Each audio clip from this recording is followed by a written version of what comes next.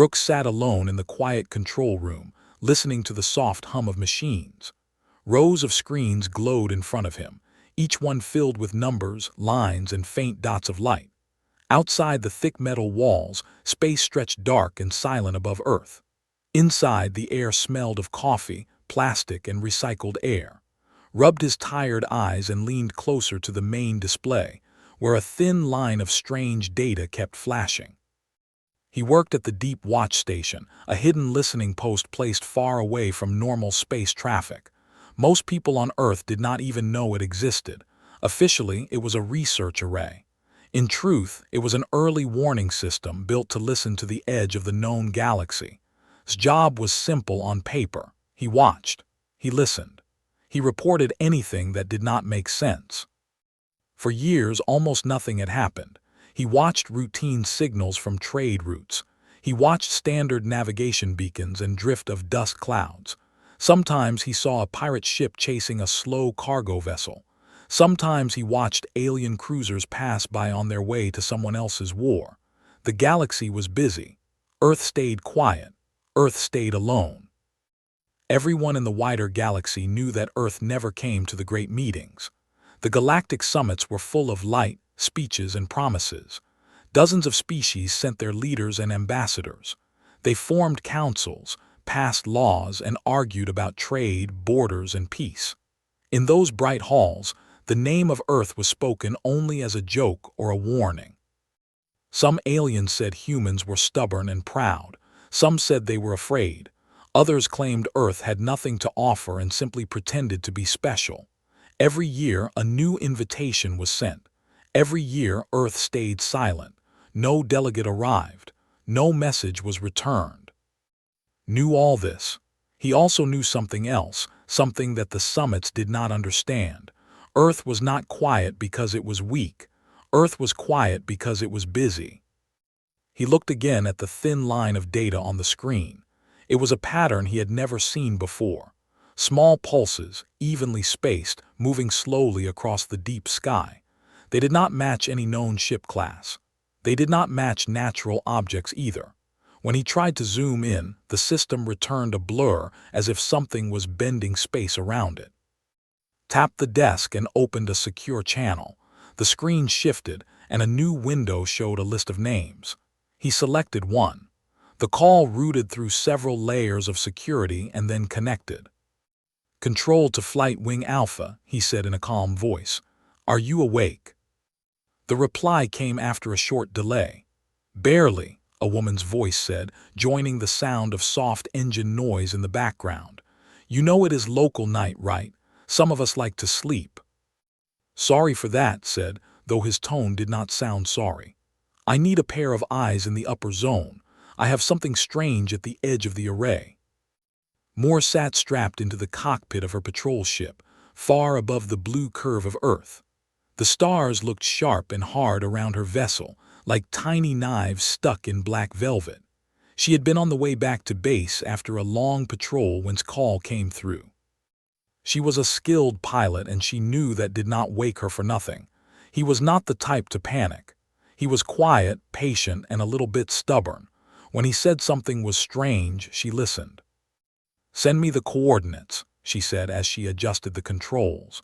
Her ship's engines responded with a gentle push. "If this is another drifting rock, I am sending you a very long message full of rude words."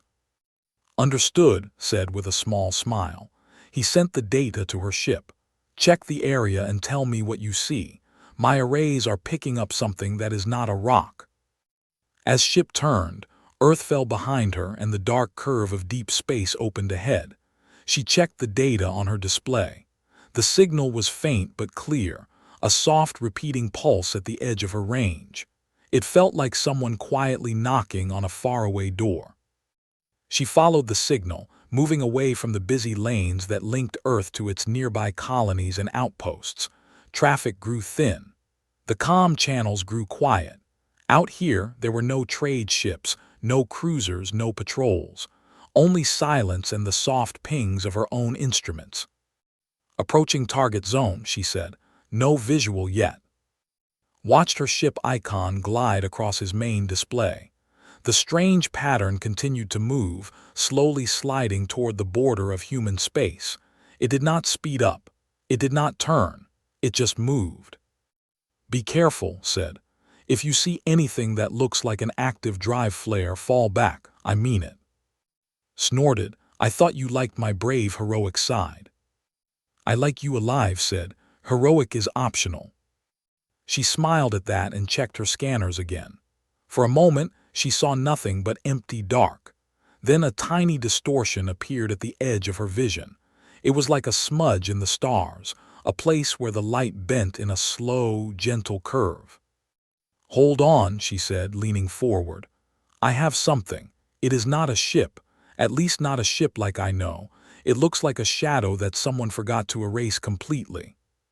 She zoomed in. The distortion sharpened, but it did not show clear lines or shapes. Her computer tried to trace it, failed, and flashed an error. "Are you sure this is not a glitch on your end?" she asked. Checked his own readings. The pattern was still there, still moving with the same calm pace. "Not a glitch," he said. "The array confirms it on 3 separate bands." Watched the strange shadow for a little while longer. It did not react to her presence. It did not turn or send a signal. It just drifted forward, steady and quiet. "All right," she said. "I am marking the coordinates and heading back. Whatever this is, it is big, it is far, and it does not care that I am here." Recorded her report and saved the data in a secure archive. He sent a short summary to his superior officer, along with a request for more observation time. Then he sat back and stared at the main display. He had a strange feeling in his chest, like a cold hand resting just under his heart. Across the galaxy, far from Earth and its hidden stations, the great hall of the Galactic Summit shone with bright light. The air was filled with the sound of many voices, translated and carried across the room by gentle hovering drones. Alien delegates in layered robes or metal armor stood in small groups, talking and arguing. Their skin came in every color, from deep blue to bright gold. Some had feathers, some had scales, some had smooth gray skin that shimmered under the lights. All of them carried the weight of their worlds on their shoulders. At the center of the hall stood a tall circular table.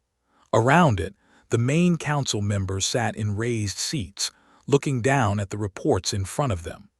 A large display above the table showed maps of trade routes, borders, and zones of conflict. "Traffic loss has grown by 7% in the last cycle," one council member said in a slow voice. His skin was a pale violet and his eyes were dark and soft. "Entire convoys vanish at the rim.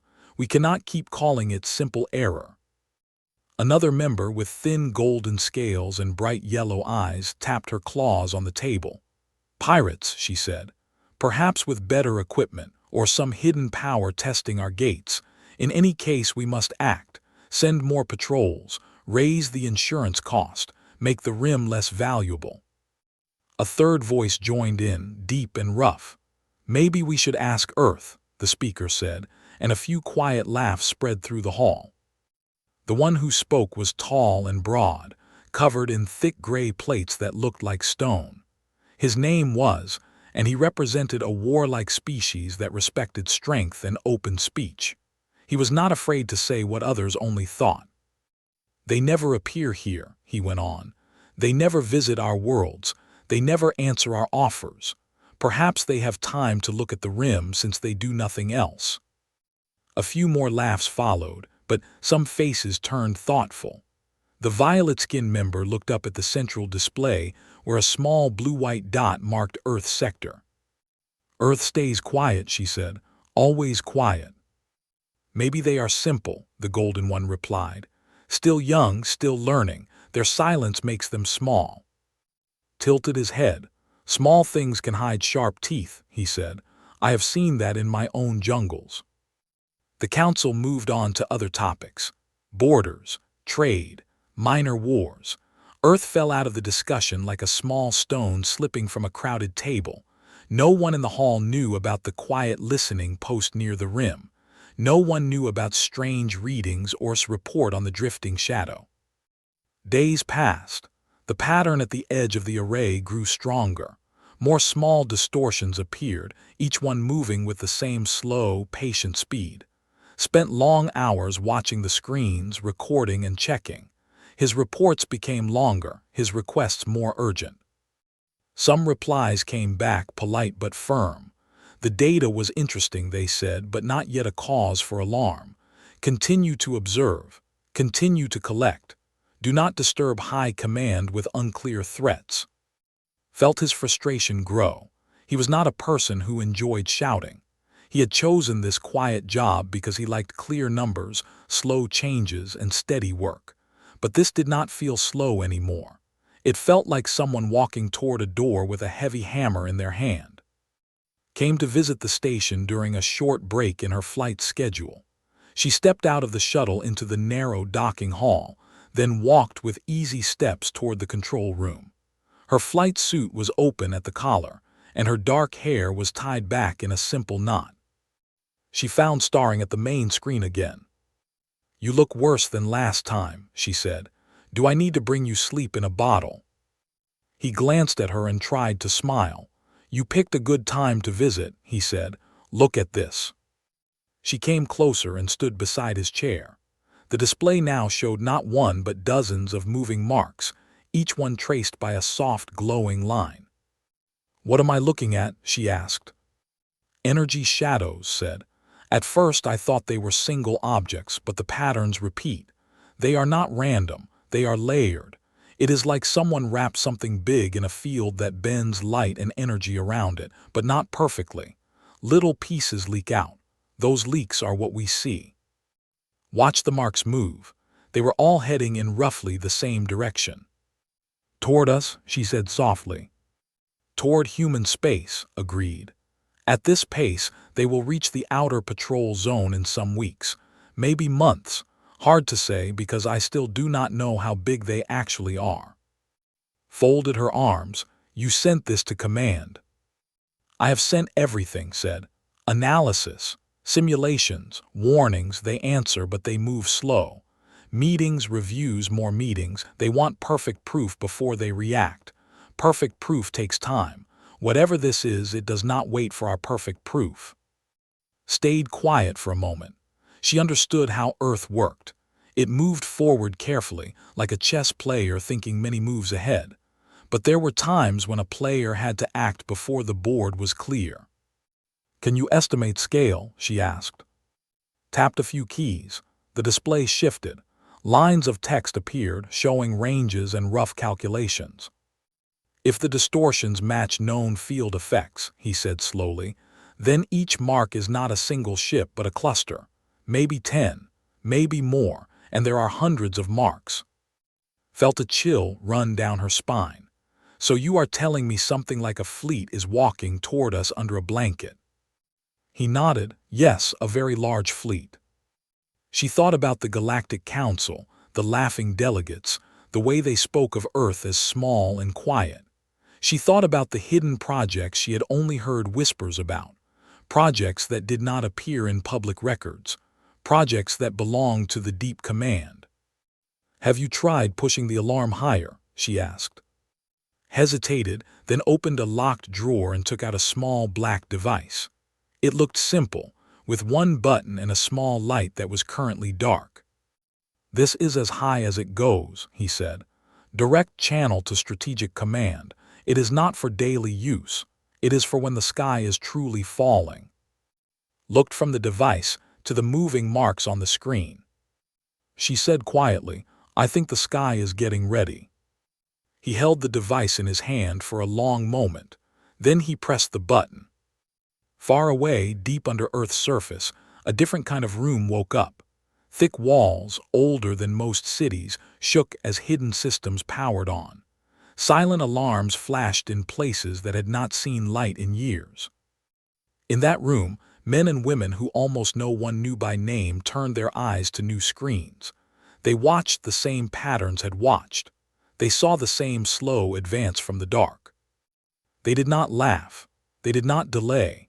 Quiet messages went out, not to the public nets, but to hidden networks that circled the entire human sphere. Ships far from home changed course without announcement. Stations that had always looked like simple mining platforms began to wake old engines and open sealed bays. Deep docks, hidden inside lifeless moons and quiet asteroids, began to stir. Did not see all of this, but he felt the change. New channels opened on his console. New orders arrived, written in short, clear lines. Maintain watch. Do not broadcast outside secure links. All data now priority level black. Received her own orders. Remain on call. Prepare for high-risk patrols. Do not discuss deep rim events outside cleared circles. She looked at and gave a small nod. They heard you, she said. Looked at the screen where the shadows still moved, slow and calm. I hope they heard in time, he replied. In the great hall of the Galactic Summit, no one knew anything had changed. They kept talking, arguing, building soft words with soft hands. They still thought of Earth as a quiet, distant world that ignored their invitations. They did not know that far beyond their borders, something old and hidden in human space was waking up, one silent order at a time. The silent marks on the screen did not stay silent for long. Over the next few days, watched as the strange shapes grew clearer, not in form but in strength. The pulses became sharper. The distortion grew wider. What once looked like faint shadows now looked like a slow-moving storm made of folded space. Barely left his seat. He slept in short breaks, drank too much coffee, and kept his eyes on the deep array. Every hour, new data filled the system. Every hour, the estimate grew worse. The objects were not clusters of a few ships. They were hundreds, maybe thousands, each one wrapped in a strange field that swallowed light and softened their presence. Returned to patrol, this time with 2 escort fighters flying close behind her. The command had raised the alert level without public notice, and more ships quietly filled the near orbit of Earth. No news channel spoke of it. No city saw it. Everything was still calm on the surface. People went to work. Kids went to school. Lights turned on and off as normal. But above them, something long prepared was waking up. Guided her ship into the outer zone again, following exact paths given by command. She was no longer free to roam or joke on open channels. Each word was short. Each move was planned. Signal strength rising, she reported. I have visual disturbance ahead. Range is closer than last time. Her escort pilots stayed quiet, their icons holding tight formation on her display. The deep sky looked almost peaceful, like a frozen ocean of stars. Then the distortion appeared again, larger now, clearer, like glass bending under pressure. She slowed her ship and held position. The system tried to analyze the shape. It still failed. I am looking at something that does not care about our sensors, she said.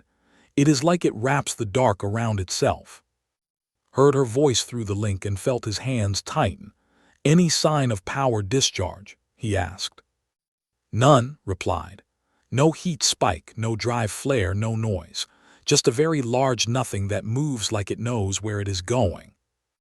She watched as the distortion slowly slid past her, keeping its path steady. More of them followed behind it like a long tide of silent ghosts. They did not scan her. They did not turn. They ignored her completely. Said quietly, count what you can.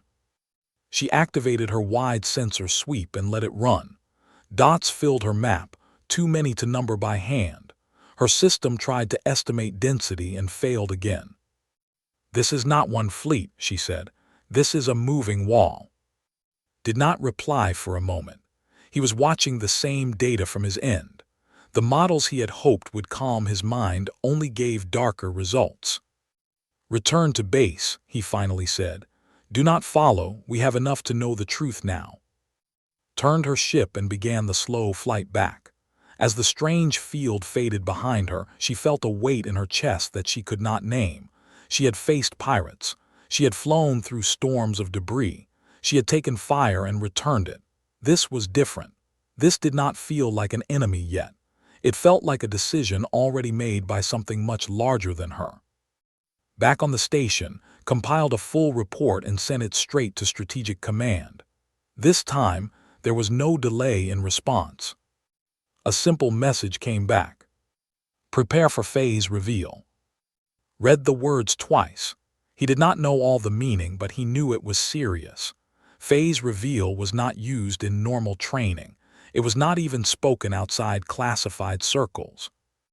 Below the surface of Earth, in deep chambers sealed with layers of metal and stone, long rows of silent bays began to open. Massive shapes rested inside them, dark and cold, like sleeping giants. Lights flickered to life. Systems powered up with low, steady hums. Old dust lifted from armored hulls that had not seen open space in years. Hidden docks in hollowed asteroids, quiet moons, and deep ocean platforms followed the same pattern. Locks released, shields warmed, power cores stirred awake. Men and women with calm faces and steady eyes walked through long corridors in plain uniforms. They did not shout. They did not rush. Each one knew their place and their task. Aaron Cole stood at the center of one such control deck, looking down at a wide floor map that showed hundreds of points lighting up across human space. He was not a loud man. He carried no desire for praise. He had only one duty, and he took it seriously.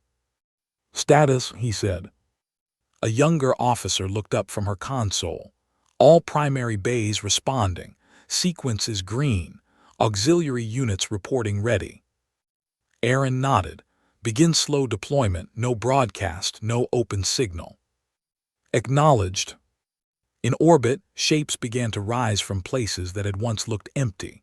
What had seemed like harmless platforms or simple rocks unfolded and shifted. Panels slid away. Long forms emerged, smooth and sharp all at once. One by one, ships that no outsider had ever seen took their place in the dark. From the cockpit window far above Earth, she saw something that made her breath stop. The quiet dot of her home world now sat under a growing shield of metal and light. Layer after layer of ships arranged themselves in calm, perfect lines. They did not hurry. They did not display weapons. They simply formed a slow, steady guard. Her private channel opened. Said, his voice lower now, "You should see the feed from the inner array." "I am looking out my window," she answered softly. "I see enough." The silence between them carried a shared understanding. Earth had not been idle. Earth had been waiting.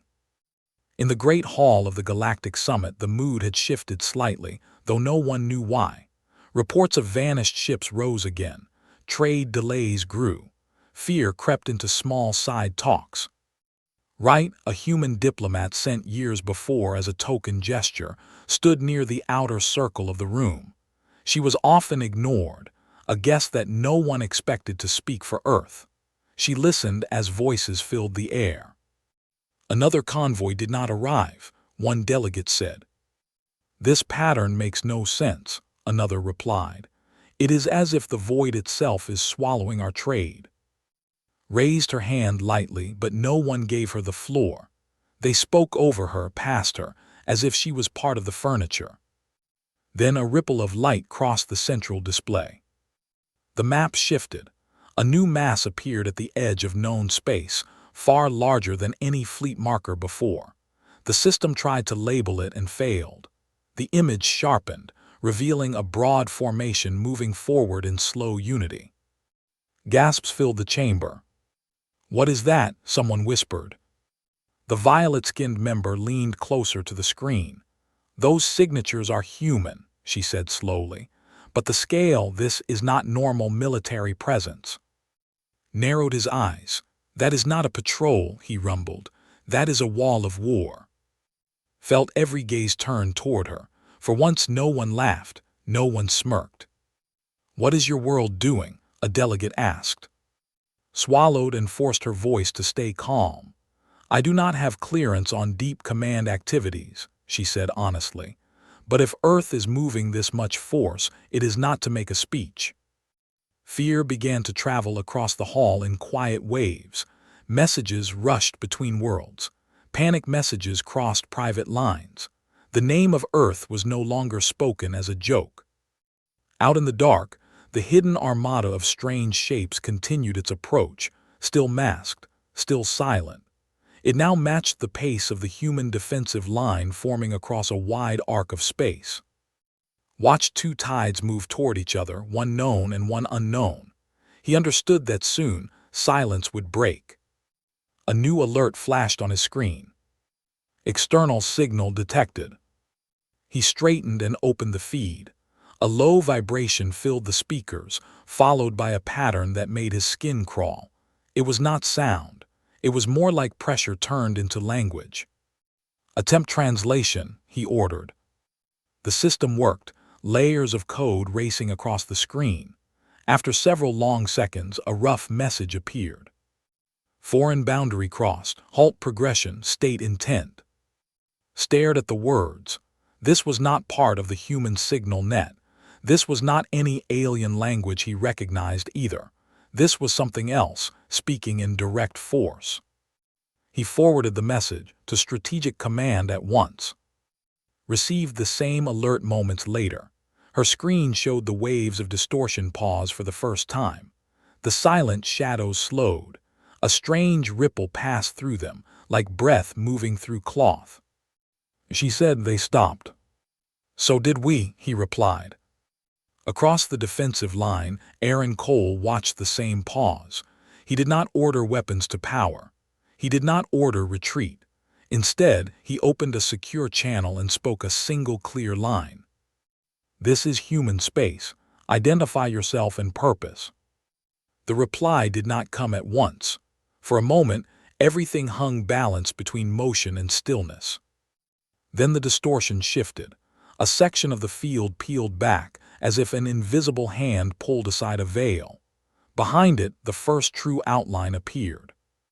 A ship. Not smooth like a human vessel. Not elegant like most alien craft. It was sharp, broken, built from angles that did not feel natural. Its surface pulsed with dim, cold light. It looked less like a machine and more like a moving scar in space. And behind it, more began to show themselves, row after row, stretching into the endless dark. The unknown Armada was revealing its face. Felt his heart pound as he watched the first clear image, tightened her grip on the controls. Aaron kept his eyes forward, calm and focused. In the Galactic Summit Hall, the display flashed again, now showing what dozens of worlds had only feared as rumor. A 2,000-ship war armada, emerging in full view, no longer hiding, no longer silent.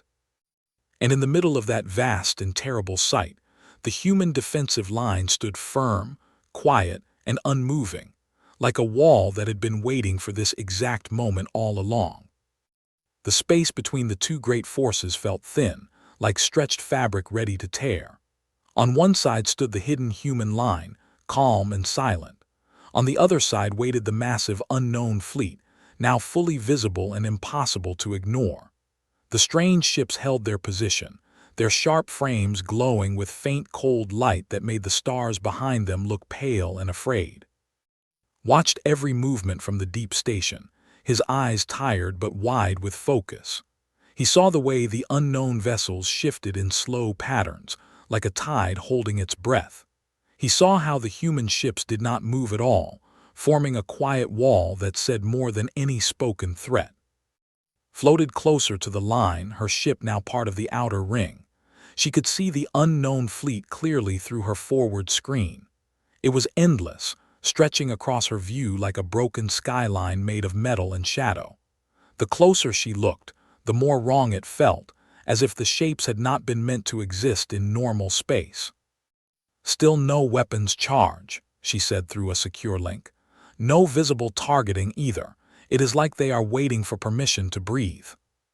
"Did not like that idea. Keep distance," he replied. "If they move fast, you move faster." Across the line, Aaron Cole stood at his command console, watching the same scene with trained calm. He glanced at the officers around him. Their faces showed tension but not fear. They had known for years that this day might come. They had trained for it in secret rooms and dark simulators, while the rest of the galaxy slept and laughed at Earth's silence. A new signal pattern rolled over the field, heavier than before. The speakers on its board filled with a low pulse, as if a deep drum had been struck in the bones of space. Then words came again. Human origin force, your zone holds relic status. Your expansion has reached a limit. Withdrawal is advised. The translation was rough, cold, and direct. No greeting, no respect, only a statement that sounded like an order. Forwarded it instantly to Aaron Cole. On the command deck, Aaron read the words and tilted his head slightly. He did not raise his voice. He did not tense his shoulders. He opened the main transmission channel and spoke evenly. "This is sovereign space," he said. "Human worlds exist here by right and survival. We do not intend to withdraw." Silence followed. The unknown fleet did not answer at once. Instead, one of the front ships shifted forward a few lengths, slow and deliberate as if testing the line.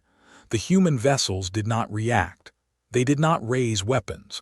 They did not power shields to a visible glare. They simply remained. Felt sweat gather on her palms. "They are pushing," she said. "I see it," murmured. A third signal pulsed through the void. "Your persistence echoes prior error. Your species has avoided correction for too long." The word correction lingered in the air like a blade. Felt a chill move down his spine. "Prior error," he whispered. "They know something about us." Aaron read the signal and considered it. His gaze shifted to a secondary display showing old data archives, files so old that most politicians did not even know they existed. He tapped a code, and the screen opened to a long, sealed record. Deep memory programs. Lost battle index. First contact shadow. He remembered the stories, kept inside quiet files and spoken only to those who wore deep command marks, long before the first summits, long before casual trade routes, a moment when Earth had almost been erased. He signaled a secure line to. "You need to know the forgotten chain," Aaron said. Glanced up, surprised by the tone. "I am listening." "These ships," Aaron continued, "they match recorded fragments from a threat we faced before the open era, something that came when our species was still divided and weak. They reached our system during the last silent years. They tested us." Held his breath and we fought them, Aaron said.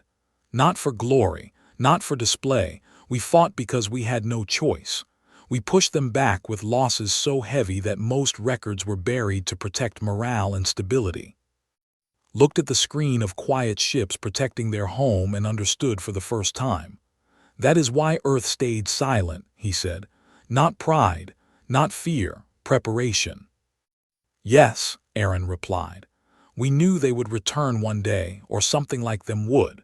So we chose to disappear from the bright stage and strengthen ourselves in the dark." In the great hall of the Galactic Summit, panic was no longer hidden behind polite voices. Delegates had risen from their seats. Some demanded action. Some demanded explanation. All eyes stayed on the massive display showing the standoff in space. Wright stood center now, no longer ignored, her calm face lit by the pale glow of distant war. A scaled delegate pointed toward the screen with a sharp claw. "Why did your world not warn us?" he demanded.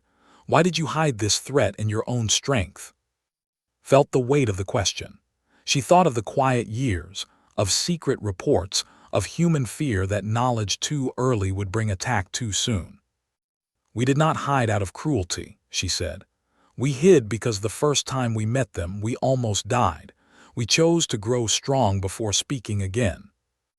Watched the screen in silence. "So the quiet planet was sharpening its blade," he said slowly, "and now the old enemy has returned." "Yes," replied, "and this time we do not stand alone." Out in space, Aaron opened another channel. This time, he spoke not only to the unknown fleet but to every listening system within range. "We remember you," he said calmly. "You tried to erase us once. You failed. You will fail again. We do not seek war, but we will not kneel to extinction." The response came with a pulse that shook the edges of many sensors. "You grow defiant," the alien tone replied. "Your growth threatens balance. Your survival requires limitation." Heard the exchange and felt anger twist inside her. "They talk about balance while bringing an armada to our door," she whispered. Agreed in silent thought. The unknown fleet did not show peace. It showed judgment. Aaron raised one hand slightly. A signal passed through the human line. Small changes began. Shields brightened to a low glow. Power levels increased. Weapon systems warmed but did not yet fire. It was a clear, controlled message. "We are ready." The unknown fleet reacted at once. The front row of sharp ships shifted formation, opening narrow spaces between them.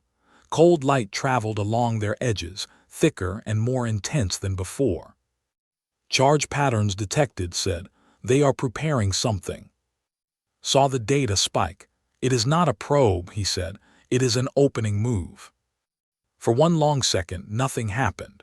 Then a beam of pale force erupted from one of the alien ships, not rapid and violent like human cannons, but slow and heavy, like a falling wall turned into light. It moved toward the human line with steady intent. Aaron did not shout. "Deflect," he said simply. A ripple pulsed across the human fleet in response. Shields flared in layered arcs, forming a transparent wall that caught the incoming force. The beam pressed against it, bending space around the point of contact. The light trembled. The pressure increased. Gritted her teeth and watched the shield hold. "Come on," she whispered under her breath. The beam pushed harder, then finally broke apart, its energy scattering like mist across a barrier it could not cross. The human line held firm. A shock wave of silence rolled through both sides. The unknown fleet did not advance further. The first strike had failed. Released a breath he had not known he was holding. "We stopped it," he said quietly. "Yes," Aaron replied, his voice steady, "but now the talking ends." The alien signal returned, colder and sharper. "Resistance confirms threat classification. Correction escalation approved." Across the void, more of their ships began to glow. The entire armada moved in slow unison, shifting its front into a rigid spear-like formation. Saw the size of it and felt the scale of the moment settle over her. "They are going all in," she said. "This is not a warning anymore." Aaron looked out across the field of human vessels, each one carrying the silent promise of years of hidden work. He opened the internal broadcast channel, not just to one ship, but to all of them. "Hold formation," he said. "Do not break unless I say so. Our strength is not in speed. Our strength is in unity." Heard the order and felt something shift in his chest, a quiet pride mixed with fear. Earth had waited for this moment, but waiting did not make it easy. The first mass volley came without sound, only light and pressure. The unknown fleet released waves of force that rolled forward in layered bands.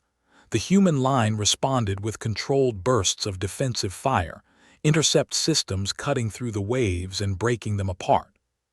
Space turned into a moving sea of glow and shadow. Shields flared and dimmed. Energy traced bright lines across the dark, guided her ship through small safe corridors as debris and spent force drifted away. She still noticed something strange. Even as they attacked, the unknown ships did not feel wild or emotional. Their movement was cold and exact, like a machine performing a task it believed was right. "They do not hate us," she realized. "They just decided we do not belong." Listened and understood, that is sometimes worse. In the summit hall, the delegates watched the first open clash between the two armadas. Fear filled the air, thick and heavy, yet beneath it something else grew. Respect. They saw the human line hold. They saw the careful control, the measured response, the refusal to break even under heavy pressure. The quiet world they once mocked now stood as a shield between the galaxy and a force that called itself correction. Lowered his massive head slightly. "They are not a small species," he said. They are a wall built over time. Closed her eyes for a brief moment, then opened them again, steady and clear. And that wall is not just for humans now, she said. Back in the deep, the battle did not explode into chaos. It grew slowly, deliberately, with each side testing the other. The unknown Armada pressed forward in heavy waves. The human defense adapted with calm precision. Aaron observed every shift, every small detail, and sent quiet code through the fleet, adjusting timing and angle. He knew this was not only a fight of strength, it was a test of will and memory. Continued to record, resting only when his vision blurred, then pushing on. Flew with careful hands, protecting the gaps and guiding damaged vessels back into safer lanes. The sky did not fall yet, but it burned and trembled, and both sides knew the true storm was still forming. The battle did not end quickly. It spread like slow fire across the line of space where two great wills had met. Light and shadow moved in twisted patterns, and the silence of the void filled with pressure, sparks, and shaking waves of force. Yet within the chaos, the human line stayed steady, each ship holding position as if tied to an unbreakable chain. Watched as data streamed faster than ever across his screens. Numbers turned red, then green, then red again. His hands moved without thought, sending adjustments, relays, and stability support to the ships that needed it most. He no longer felt time pass. Only the flow of movement and the rise of danger mattered. Moved with sharp care through the thin lanes between vessels. One human ship had taken a direct hit, its shield flickering weak and low. She guided her craft beside it and opened a support channel. "You're drifting," she said calmly. "Follow my vector, slow and steady." The pilot's voice came back strained but clear. "Copy, holding, thanks for the save." Did not respond with humor this time. She guided the wounded ship back toward the inner defensive curve, where repair drones were already moving to meet it. She then turned again toward the front, her eyes finding the endless sharp forms of the unknown fleet. They were still pressing forward inch by inch, wave by wave, as if time itself was on their side. Their pattern was controlled and cold. They did not rush. They expected the human line to break. Aaron Cole saw this and understood the message. The unknown force believed humans would tire, that they would crack, that they would choose survival of self over survival of all. He did not give them that chance. "Second shield layer active," he ordered. "Begin counter pattern shift." Across the human formation, a change rippled gently through the ranks. Ships adjusted position by small degrees, angles shifting like a turning wheel. Energy fields aligned in a new way, drawing strength from linked systems. It was not wild. It was not desperate. It was part of a long-practiced design. Saw the shift and his breath caught slightly. "They are using the deep matrix," he murmured. "They never use that unless." "Unless failure is not an option," he finished silently. The unknown Armada responded with greater force. Thicker beams, darker pulses, blunt waves of pressure struck the human wall again and again. Shields glowed white, some dimmed to blue. Then new layers rose behind them like unseen hands lifting broken glass back into place. Felt every shock ripple through her frame, but her ship held firm. "Still standing," she said under tight breath. Allowed himself a small nod. "Still standing," he echoed. Inside the Galactic Summit Hall, no one spoke now. They watched as entire sections of the unknown fleet tried to push through the human line and failed. They watched as a world they once ignored now carried the weight of their shared survival. Wright pressed her hands together, eyes filled with quiet focus. She did not speak for Earth as a proud voice. She spoke as a careful witness. She spoke so others would understand. "That formation," she said, pointing to the screen, "it was not made for show. It was made for endurance." Grunted in agreement. "They do not show fear," he said. "Even when pressed, they do not panic. That is not luck, that is memory." Back in space, the unknown fleet paused again, as if calculating. Their front lines shifted once more. A deep surge of energy gathered at their core, brighter and heavier than before. Saw it instantly. This is not normal output, he warned, if they release that as a single strike. Aaron saw it too, his eyes narrowed slightly. Brace the line, he said quietly. The unknown fleet released their largest wave yet. A wide curtain of pale force moved forward, denser and slower than anything before. It did not look like a weapon. It looked like judgment. Stared at it as it rolled closer. That will break outer shields, she said. Aaron did not deny it. Inner layer will hold, he replied. The wave struck. Space trembled. Light bent sharply around the impact zone.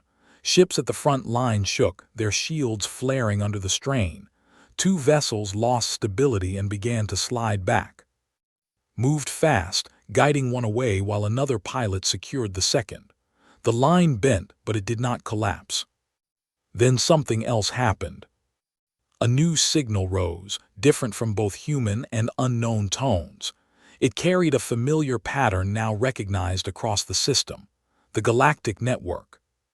One by one, small fleets from nearby allied species began to appear at the edge of the battle zone, not in attack posture but in support formation. They did not move past the human line. They did not take command. They simply aligned behind Earth ships, offering power links, shield support, and auxiliary defense. Blinked in disbelief. They came, he said softly. Glanced at the new arrivals, seeing unfamiliar hulls but familiar intent. We are not alone, she replied. In the summit hall, urgent orders had gone out. The fear had turned into resolve. The galaxy had watched Earth stand as a wall. Now it stepped forward to stand behind that wall. Link all supportive grids, Aaron ordered. Accept power share. Maintain lead formation. Energy flowed from dozens of allied ships into the human matrix, strengthening shield layers and stabilizing damaged sections. The human line did not change position. It simply grew brighter, stronger, more rooted. The unknown Armada showed its first sign of hesitation. Their forward momentum slowed. Their attack output reduced slightly, as if they were reassessing what they now faced. A new alien signal burst forward, sharper than before. Expansion interference noted, collective presence rising beyond projection. Aaron answered without anger. You are not facing one world, he said. You are facing a united line of life that refuses correction by extinction. The battlefield held still for a moment, two forces reading each other not as enemies alone, but as weighted choices. Leaned back in his chair, eyes burning, but a small steady thought formed in his mind. Earth had not ignored the galaxy. Earth had been holding its breath for the right moment to speak. The unknown fleet began to pull back at the outer edge, slow and careful. Not a retreat of fear, but a withdrawal of evaluation. Their central formation remained, but the pressure eased just enough for the light to soften. Noticed it first. They are falling back, she said, almost in disbelief. Aaron watched closely. Not leaving, he said, just reconsidering. A final message rolled out from the unknown command vessel, colder but less sharp than before. Human origin force exhibits persistent resistance. Direct eradication leads to mass instability. Engagement cycle will suspend for measured. Frowned, they are not done, he murmured. No, Aaron agreed, but they learned something today. What? Asked. That we do not break. The unknown fleet slowly shifted, pulling its forward spear into a wider arc, creating distance without fully retreating. The field of battle quieted. The heavy light faded. The stars began to look like stars again instead of broken glass. Across the human line, no one cheered. No one relaxed fully. They held their stations with the same discipline as before, knowing this was not a final victory. It was a pause earned through strength and unity. Save the final wave of data, his hand steady now. Report complete, he said.